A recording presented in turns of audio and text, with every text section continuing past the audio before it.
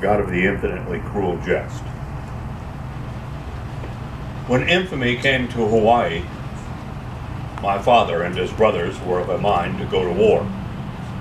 Uncle Leo lacked 2 years, but armed himself with a pocket full of lies and an altered birth certificate. Flanked by his older brothers, Eric and my father, the Marines took him. Took both my uncles, but balked at Dad. Come back later, they laughed, when you've gained 30 pounds. The Army was kinder, wanted only 20. While my uncles sweated at Paris Island, a new thing to them, sweating in January, my father counted beans in Plattsburgh and tried to eat his way into uniform. War needs med, like fire needs kindling, and by March, the Army had drafted Dad.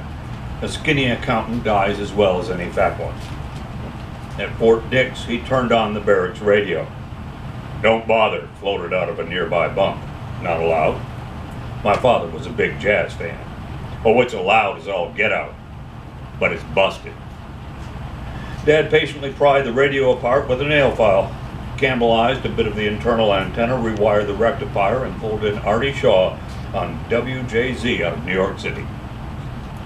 Artie's clarinet pulled in the sergeant, who sent him to fix the colonel's radio.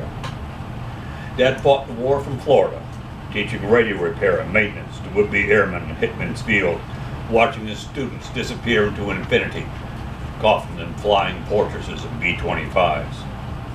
He wrote home about the Florida heat, Sunday night movies in Sebring, and Cynthia, a girl he hoped to marry when he got his corporal stripes. My uncles wrote of atolls, the lieutenant's doubtful ancestry, bugs, and K rations. Eric said there was a rumor going around that K rations were made by Cracker Jack. No one's found a prize yet, but they're as good a way to starve as anyway. Leo picked up a Purple Heart in the Solomons. Got my cheek sliced by a piece of shrapnel. Portman says it'll scar up pretty. Be a great girl magnet, but it's going to be a bit shaving. If that's the best the Japs can do, well, we'll win the war in a week. And if I catch a real Purple Heart, they'll send me home and I can try out my girl magnet. They didn't send him home. His brother, or any of the other men who've been in his squad who got short-shelled at Iwo Jima by the mighty Mo. Their lives towering from a crater in a blossom of red mist and grit, compounded of men and sand that rained down in the next wave of Marines.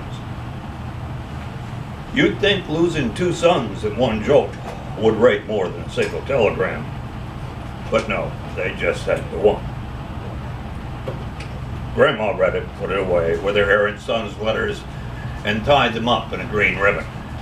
Later, adding my father's cheerful notes and adding one last piece of mail from Leo's dead hand, all unopened.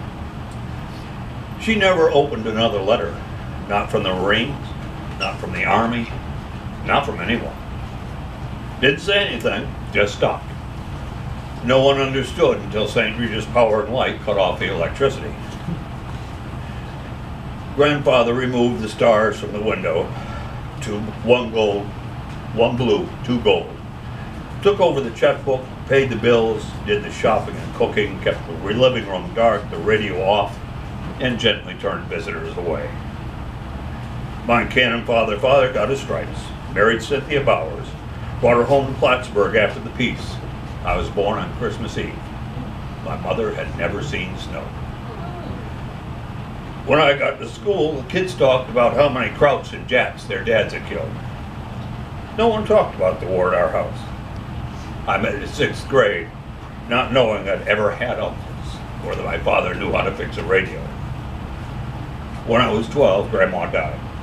After the funeral, my grandfather gave me a wooden cigar box, fitted with brass hinges, filled with the mahogany scent of Cuban tobacco fields, holding a bundle of letters tied off with a pale green ribbon.